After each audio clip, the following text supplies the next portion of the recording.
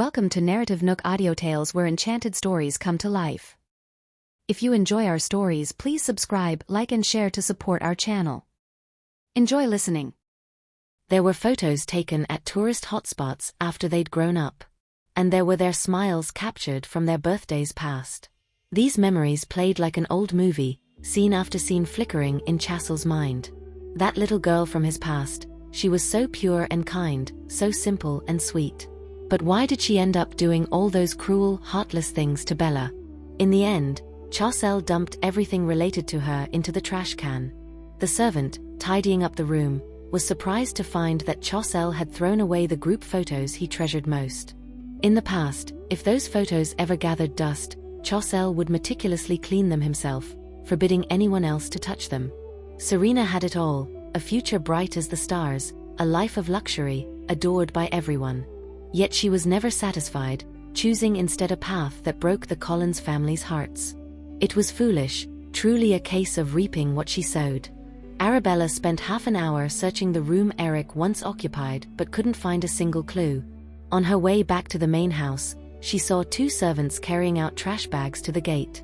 One of the bags, overstuffed, let a few picture frames spill out, photos of Serena and Chasel together. The servants stooped to pick them up, noticing Arabella and giving her a polite nod. "Are these all things Chasel doesn't want anymore?" Arabella asked in a soft tone. "Yes, as well as some of Sean's," one servant said, opening the bags to show their contents filled with items related to Serena. Arabella hadn't expected that Chasel and Sean would throw away even their photos together. "Bella." At that moment Sean, who had been pacing in front of the main house window, finally saw his sister emerge and hurried outside, carrying an umbrella. "It started to snow.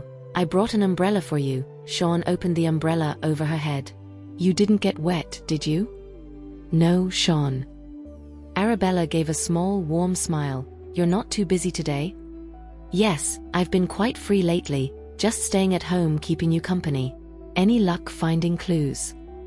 Sean angled the umbrella to shelter her more. "No, he's been careful not to leave anything behind." Arabella held a tablet in her hand.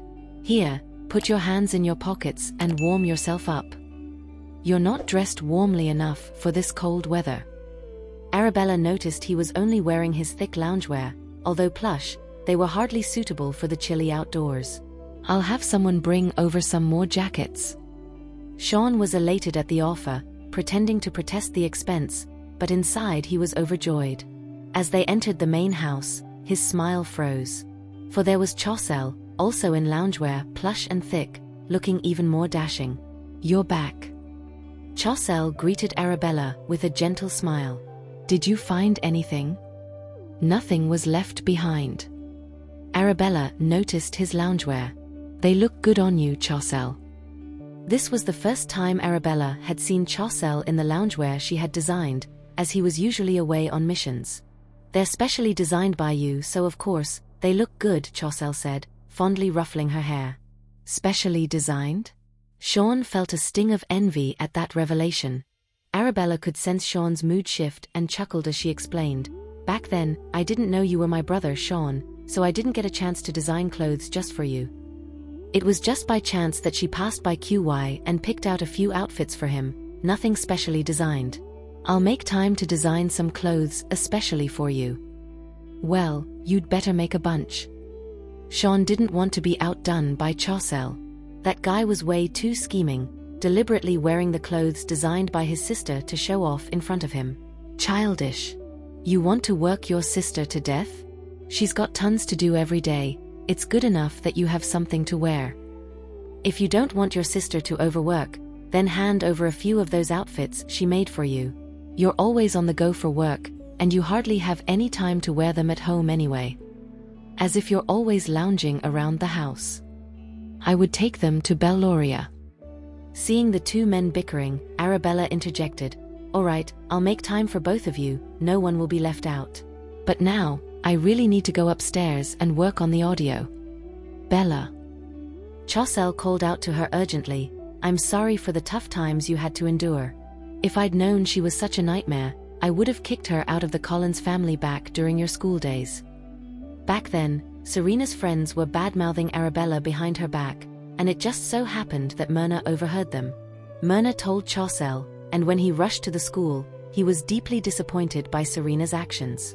Serena had wept bitterly, and Chaucel didn't tell the family ultimately, giving her a chance to turn over a new leaf. If he'd only known she would become so twisted and unrecognizable later, he would never have been so lenient. He shouldn't have been swayed by the sibling bond of 18 years. But it was too late for regrets now. His own sister had been put in danger, even risking her life. Let's not dwell on it, Chaucel. No one in the family could have predicted she'd turn out this way. It's all right, I wasn't hurt. Who says? Your arm's still healing. Sean immediately called her out. Have you been applying the ointment properly these past few days? If it's too much trouble for you to do it yourself. Don't worry, Sean, Romeo's been helping me out. Sean felt a sting at the mention of that name. Did you hurt your arm, sis? When did this happen? Chaucel had only seen the surveillance footage in front of the unfinished building and the explosion aftermath. He was unaware what had happened, how Sean rescued Arabella and got her out of that building. Sean got hurt while saving me, suffering hits to his head and back, and I think the scar from his heart surgery might have reopened too. Arabella said, then turned to Sean. I'll grab you some medicine later. Apply it to your wounds. It should help them heal more quickly and effectively. A little scrape is nothing to me. Sean hadn't expected his sister to remember his injuries and felt even more delighted. He affectionately patted her head. You go on with your work. Don't worry about me. I'm tough as nails. I'll be fine even if a cannon came at me. Wait for me, Sean. Arabella held out her hand. My tablet, please. Sean immediately handed over the tablet computer he was holding. Watching his sister walk away, Chaucel couldn't help but ask, what's going on here? His sister and Sean shared a life-and-death experience. Does that mean her bond with Sean is even deeper than his? Tell me about the school incident first, and then I'll fill you in on what happened between Bella and me. Sean had heard them mention the school incident and was curious, even a bit regretful that he hadn't spent more time with his sister at home, missing out on creating more memorable moments. Arabella had barely set foot back in her room as her phone buzzed with a call from Romeo. What's up? Romeo hadn't heard from his girl in ages. She recounted the day's events as she told him, now, I'm working on some audio editing. All right, you carry on, Romeo said, reluctant to interrupt her flow. I'll call you back later. Okay. After she hung up, Romeo's gaze lingered on the screen. His grandparents and parents had sent him numerous messages, incessantly asking if he had invited Bella over for the Macmillan family's dinner, whether Bella had accepted, whether she had any other holiday plans, whether they could take Bella on a trip abroad, what to get for her gift, and what she'd been into lately. But they hadn't received any replies from Romeo. And Philip was the first to call. What on earth are you busy with? Philip couldn't wait to see Arabella. I'll ask Bella once she's done, Romeo replied. As soon as Philip heard Bella was busy, he said, the new year is just around the corner, and the sweet girl is still swamped? Is it work-related? And you, as her fiancé, can't even help her out and just waited around. What about all the effort the Macmillan family has put into training you over the years? You can't even take some of her workload? That's not what I'd call a competent fiancé. Romeo was speechless. It's already so late in this month. And she's so young to be carrying such heavy burdens, Philip sighed, feeling sorry for her. We can't just tell her to drop everything and live a life of leisure, or she would find life meaningless. How can we get her to take a break, to live for herself? If she were willing to live it up and spend money without a care, Romeo would be thrilled. But he knew Bella's nature. She would never stop on her own. She knows her limits. Once she's done, I'll talk to her. Just remind her not to overwork, to stay hydrated, and to have someone bring her some fruit or something. Don't let her wear herself out. The new year is almost here. Philip went on with his advice, and before hanging up, he sighed to his wife. The girl's still busy. Perhaps we should encourage our contacts to place some larger orders after the holidays. Let her earn a bit more, a bit faster. Perhaps then, Bella would hit her target and take a breathe. Even a few days' rest would be something. Romeo was about to tell the old man not to interfere with Bella's work when the line went dead, leaving only the dial tone. After finishing her audio work, Arabella barely had a moment to herself before she heard an urgent knocking at her door. "Miss Bella," the old master fainted from anger upon hearing about Serena's actions. Arabella opened the door, confused. She thought her grandfather had known about Serena's misdeeds days ago. Why would he suddenly pass out now? "It's Bernard and Cornelia, they've arrived," said the breathless servant. Arabella had an inkling of what was happening and hastened downstairs. The servant followed. Still panting, she added, "The old master and his wife have been here over an hour. Chaucel and Sean said you were upstairs dealing with things, so we didn't call you. They wanted to wait until you were done to invite you down." But they hadn't anticipated that the old couple would react so strongly upon hearing Serena's misdeeds, Bernard with fainting due to anger, and Cornelia with ongoing silent tears. In the living room, a crowd gathered around Bernard. "Grandpa, please wake up." Chaucel's tone was filled with concern and worry. "With your level of mental fortitude, why bother to watch the video?" Sean hadn't expected the old man to be so frail that he'd pass out right after the video ended. Next to them, Cornelia closed her eyes in grief, letting her tears flow unchecked. "Granny, don't cry over it. Let's just pretend we never had that granddaughter. Shedding tears for someone like that isn't worth it," Belinda Griffith consoled her, patting her back empathetically. Cornelia was feeling too upset and too angry. She had thought their granddaughter's return would add warmth and joy to the household. But she could never have imagined, never in her wildest dreams, that Serena could do such heinous things behind their backs. Had they not seen the video today, they'd have remained unaware of the hardships Bella had endured. At that moment, one of the sharp-eyed servants spotted Arabella, as if seeing a beacon of hope, her eyes lighting up. "Miss Bella's here." Everyone turned as Arabella made her entrance, her strides brisk yet graceful. Despite rushing, her cool and confident presence still managed to turn heads.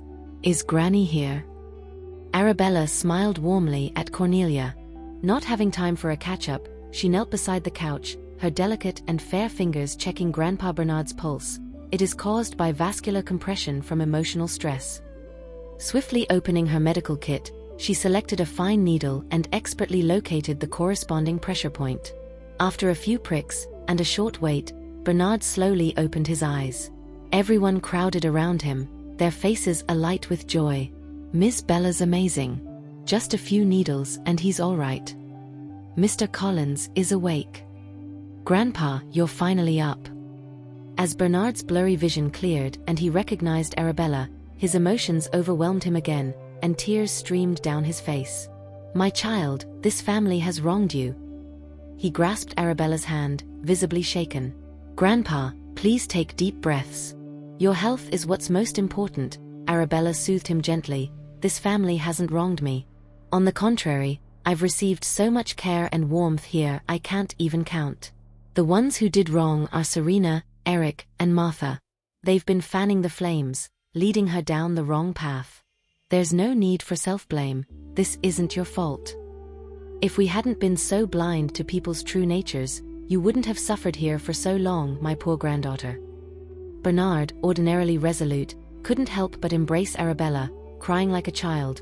"We're so sorry we've been fools keeping such people close. You must be so upset, my child, I'm so sorry." Arabella patted his back gently. "I'm not the one who should be upset. Serena is the one who should be. She had everything going for her, but she squandered it. Now she must be filled with regret. It's freezing out. Be careful not to get your tears on Bella's clothes." Sean stepped in and separated them. "What's the big deal, huh? It's just realizing we've been raising a viper all this time.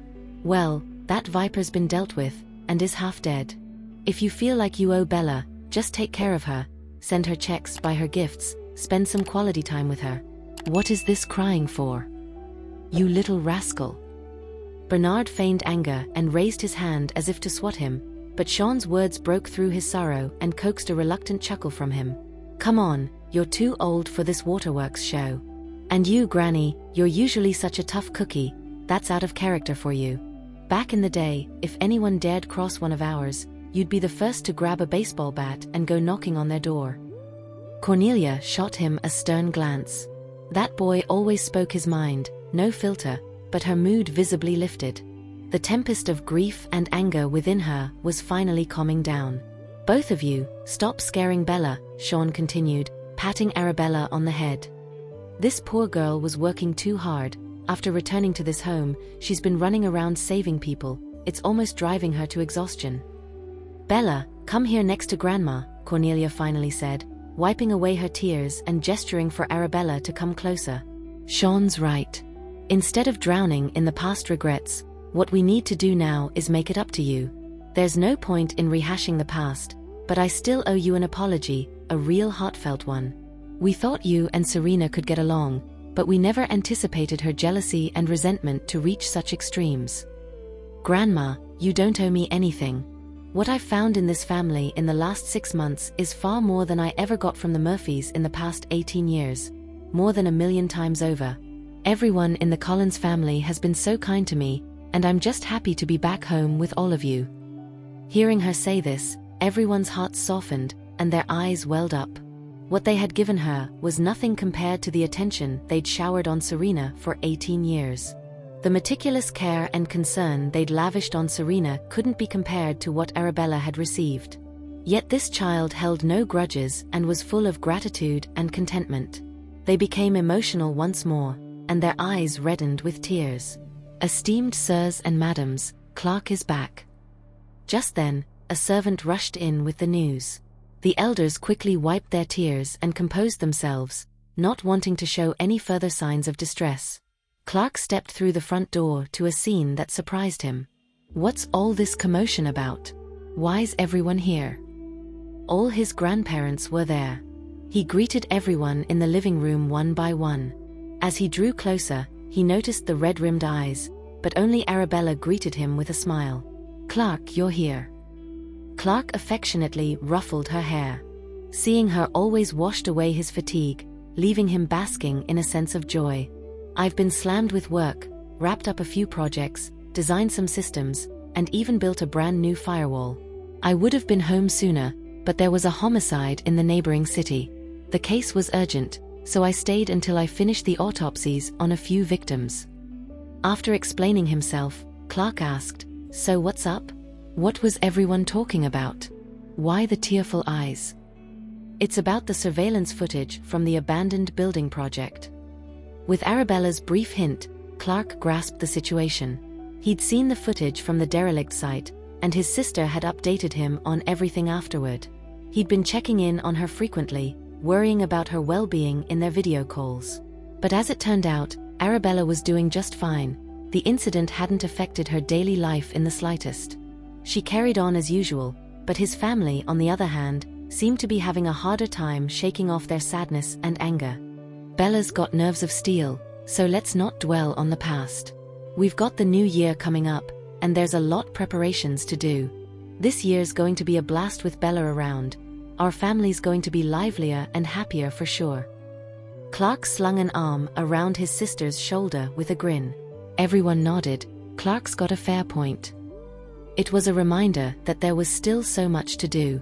"Hey Chaucel, don't forget to bring Myrna over for dinner. We need all the cheer we can get." Louisa suddenly remembered, then turned to Sean. "And what about you, Sean? Got a girlfriend to bring home this year?" "Why ask me and not Clark? I'm still the baby here." Sean, feeling a tad protective, shrugged off the hand on Arabella's shoulder. "What's with the heavy hand? You'll make her uncomfortable. Now you care about your sister. Where were you for the first half of the year?" Clark's smirk was enough to make Sean suspect that he was deliberately stirring trouble in front of Bella. But then Bella spoke up. "Sean was badly hurt before. He stayed away because he didn't want us to worry." Sean arched an eyebrow, giving Clark a proud look. "You see that? Bella's taking my side. Who has the stronger bond with her now?" He patted Bella's head, about to shower her with praise, when Clark interrupted him. "What are you doing? Stop that, you're messing up her hair." Clark reached out to adjust Bella's hair, but before his fingers could touch her, Sean swatted his hand away. "Are your hands clean, bro? Disinfected?" Don't bring germs to our sister. A doctor's hands are cleaner than those of a brawler like you. Yeah, but you're a forensic pathologist, dissecting corpses. Stay away from our sis and don't let her smell that scent on you, man. As the brothers squabbled, Louisa couldn't help but interject, Sean, I'm talking to you. Why dodge the question? Got a girlfriend or not? Don't tell me you haven't found a girl yet? Kenneth's voice was a mix of disdain and sympathy. That grumpiness would scare off anyone. What's that supposed to mean? Sean deflected again. Why the focus on me? Clark's the older one. Shouldn't you be pressuring him first? Louisa and Kenneth exchanged a look, both seeming hesitant to speak. Who says Clark's without a girlfriend? Right, Clark. Arabella gave Clark a gentle look.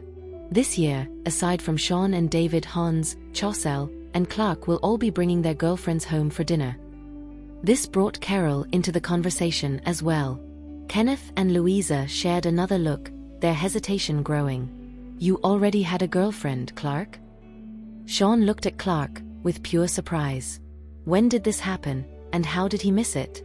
Clark hadn't expected Bella to speak up for Carol, especially with their parents' previous reservations about her, fearing Carol's connection to Doom could spell disaster for the Collins family. Carol and her brother have officially taken over the Brooks group. Clark didn't finish his words when Hans joined in. The Doom crisis has been dealt with by Clark, Romeo, and me. Hans stepped down the staircase, his voice steady. We can all live peacefully from now on.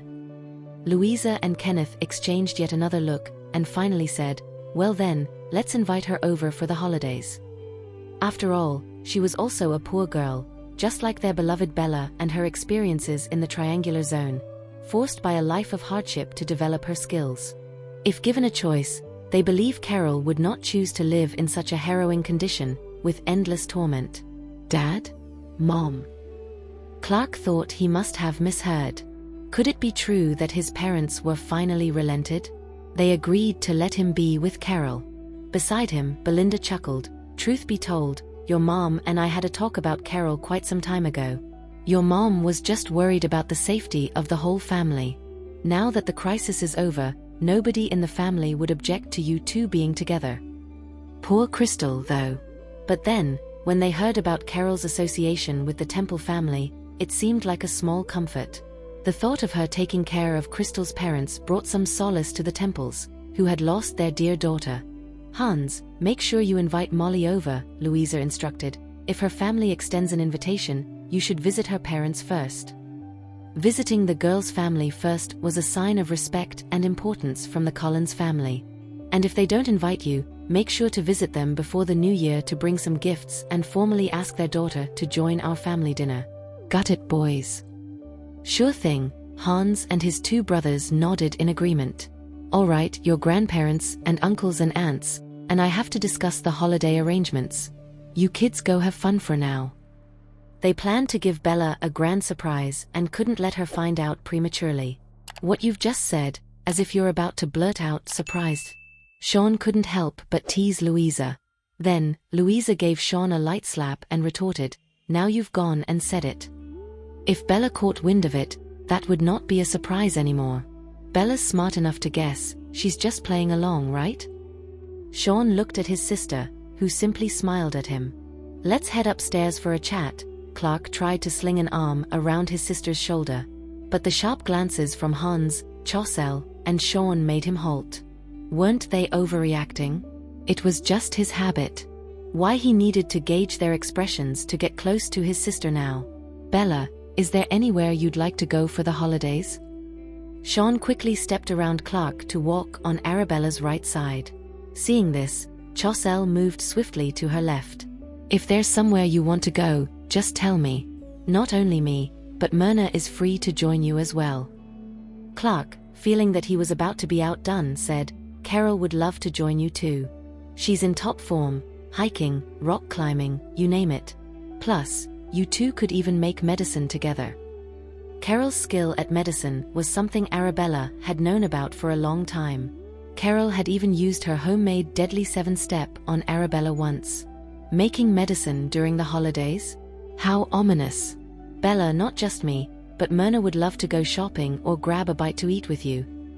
Like you're the only one who eats, Sean shot back unyieldingly. Arabella was surrounded by a constantly shifting entourage of brothers, each vying for her attention, until Hans's voice cut through. Molly is also available. The brothers couldn't believe that Hans had thrown his hat into the ring for their sister's favor. Their eyes widened with surprise. I might not have time during the holidays, Arabella said. Sean immediately chimed in with concern. Do you still have work left undone? Just say the word, and I'll take care of it for you.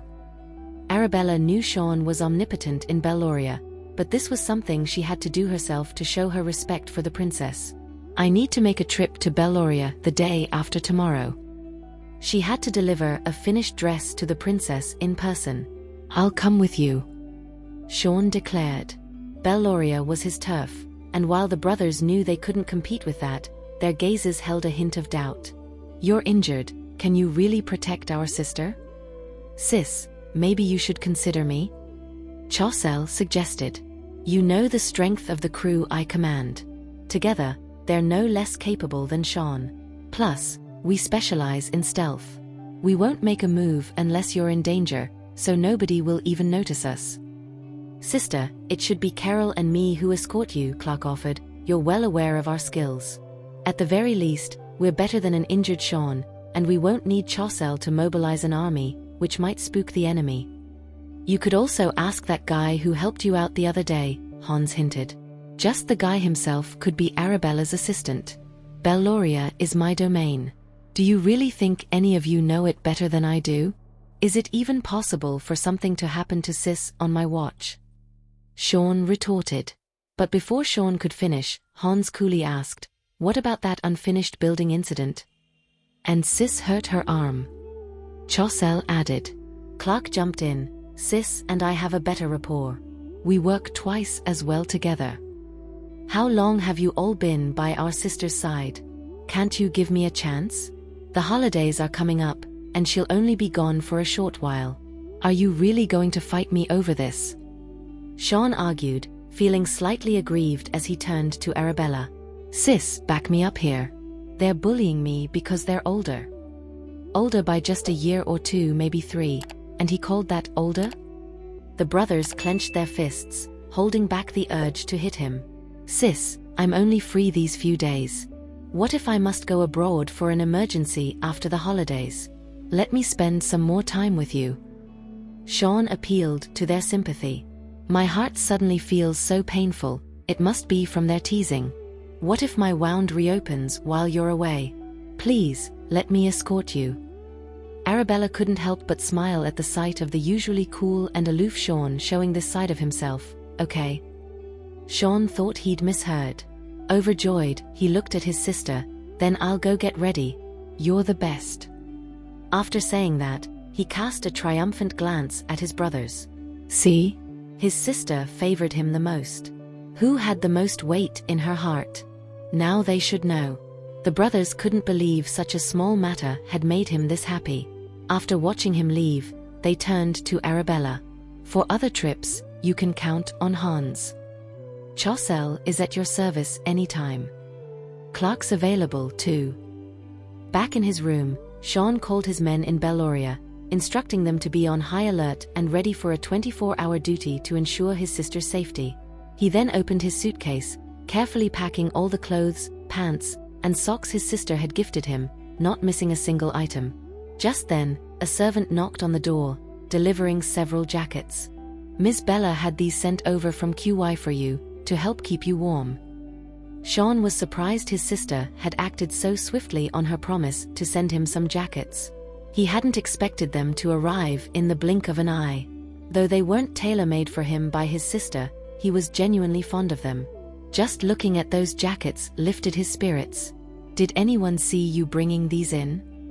Sean asked the servant, who seemed a bit confused. Some of the security guards outside might have seen me, and people in the living room knew when I came in. I was talking about Hans and the others. At that, the servant was even more puzzled. They were coming downstairs as I arrived. I greeted them, but I'm not sure if they really noticed. So they had seen it? Sean thought with a smirk. The style of the clothes clearly reflected Bella's handiwork. Ah, let them be green with envy. It was finally Sean's turn to gloat. Sean, should I wash these and bring them back to you? The servant, aware of his boss's little vanities, offered. They will be dry in no time. You'll just have to wait for about an hour. Yes. Do that quickly. Sean was over the moon. He thought a moment, then unlocked his safe and pulled out a thick stack of cash. Would Bella turn her nose up at such a small sum? Thinking it over, he put the money back, took out his exclusive platinum credit card from his wallet, and then emptied the safe of all the quirky collectibles he had hoarded. Soon after, he knocked on Arabella's room door. Come in. Arabella was busy drafting designs. Since the family knew she was the founder of QY, she didn't bother to hide her work from them anymore. Sis, are you designing clothes? Sean entered and noticed, not just on paper, but also on the computer screen, some grand and beautiful, others fashionable and elegant. He placed the items he had brought in front of her, flipping through her sketches. These are lovely. May I buy a few of these for you? They'd look stunning on you. Arabella smiled faintly. These are already ordered by clients. Some are rush orders that I need to deliver the day after tomorrow. So, you're personally delivering these garments? Who is that person of importance? Give me the address, let me deliver them for you, and you stay home and rest. This is one client I really have to deliver to personally. Her phone vibrated just as she finished her sentence. It was a call from one of her employees. What's up?